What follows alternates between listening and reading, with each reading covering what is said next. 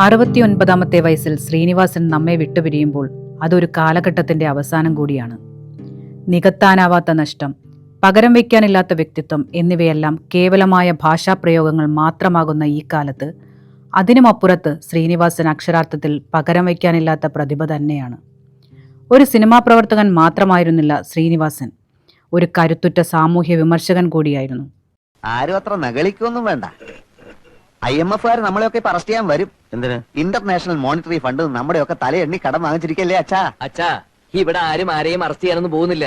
IMF ഞങ്ങൾ കൃത്യമായിട്ട് പലിശ കൊടുക്കുന്നുണ്ടല്ലോ. സിനിമയ്ക്ക് ശക്തമായ സാമൂഹിക ദൗത്യങ്ങൾ കൂടി നിർവഹിക്കാനുണ്ടെന്ന പൊതുബോധം മലയാളിക്ക് പകർന്നു നൽകിയത് ശ്രീനിവാസനായിരുന്നു. തന്റെ സിനിമകളെ സാമൂഹ്യ വിമർശനത്തിന്റെ ആയുധങ്ങളായി ഉപയോഗിച്ച സിനിമാ പ്രവർത്തകനായിരുന്നു അദ്ദേഹം. കണ്ണൂർ ജില്ലയിലെ കൂത്തുപറമ്പ് പാട്യത്ത് സിനിമാ പശ്ചാത്തലം ഒന്നുമില്ലാത്ത കുടുംബത്തിൽ ജനിച്ച ശ്രീനിവാസൻ സിനിമാ പഠനത്തിനായി മദിരാശിയിലെത്തി. സൂപ്പർ സ്റ്റാർ രജനീകാന്തിനൊപ്പമായിരുന്നു അദ്ദേഹത്തിന്റെ സിനിമാ പഠനം. 1977 മണിമുഴക്കം എന്ന സിനിമയിലൂടെ ചലച്ചിത്രരംഗത്തെത്തിയ ശ്രീനിവാസൻ മലയാള സിനിമയുടെ മർമ്മമറിഞ്ഞ സിനിമാ പ്രവർത്തകനായി മാറുകയായിരുന്നു. മറ്റു സംസ്ഥാനങ്ങളിലൊക്കെ എന്ത് സുഖ, സിനിമാ നടനോ നടിയോ ആരെ വേണമെങ്കിലും അവർ ജയിപ്പിക്കും. കാരണം അവിടെ സാക്ഷരതയില്ല, വീരാരാധന മാത്രം. മലയാള സിനിമയിലെ സർവകലാവല്ലഭൻ എന്ന നിസ്സംശയം അദ്ദേഹത്തെ വിശേഷിപ്പിക്കാം. മികവുറ്റ നടനായിരുന്നു ശ്രീനിവാസൻ. അതിലുപരി അസാധാരണ പ്രതിഭയുള്ള തിരക്കഥാകൃത്തായിരുന്നു. എണ്ണം പറഞ്ഞ സംവിധായകനായിരുന്നു. അങ്ങനെ സിനിമയുടെ എല്ലാ മേഖലകളിലും സ്വന്തം വഴിവെട്ടിത്തെളിച്ച വ്യക്തിത്വമായിരുന്നു ശ്രീനിവാസൻ. നിശിതമായ സാമൂഹ്യ വിമർശനം തന്റെ സിനിമകളിലൂടെ അദ്ദേഹം നടത്തി. രാഷ്ട്രീയക്കാരും ഉദ്യോഗസ്ഥരും എന്തിന് സിനിമാക്കാർ തന്നെയും അദ്ദേഹത്തിന്റെ ശക്തമായ വിമർശനങ്ങൾക്ക് വിധേയരായി. പോളണ്ടിൽ എന്ത് സംഭവിച്ചു? പോളണ്ടിനെ പറ്റി നീ ഒരു അക്ഷരം മിണ്ടരുത്, എനിക്കത് ഇഷ്ടമല്ല.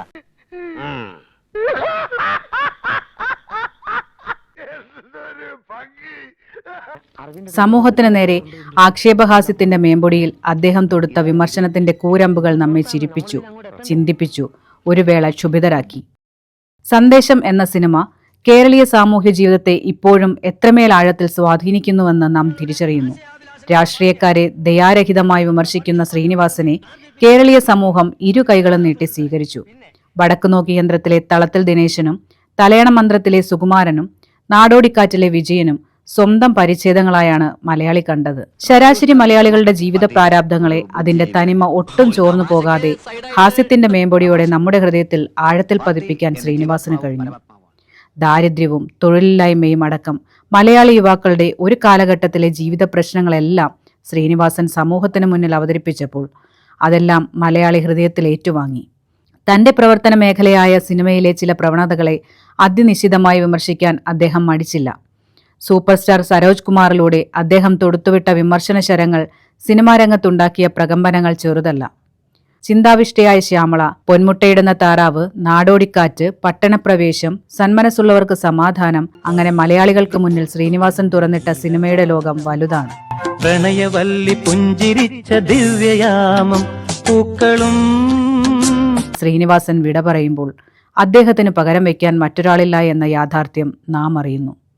സമൂഹത്തിനു നേരെ തുറന്നുപിടിച്ച കണ്ണാടികളായിരുന്നു അദ്ദേഹത്തിന്റെ സിനിമകൾ. ആ സിനിമകൾ കാലത്തെ അതിജീവിക്കുന്നവയാണ്.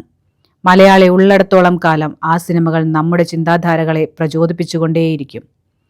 ശ്രീനിവാസൻ ഒരു അപൂർവ പ്രതിഭാവിലാസമായിരുന്നു. സമൂഹത്തെ ചിരിപ്പിച്ച, ചിന്തിപ്പിച്ച ആ മഹാമനീഷിക്ക് ആദരവോടെ വിട.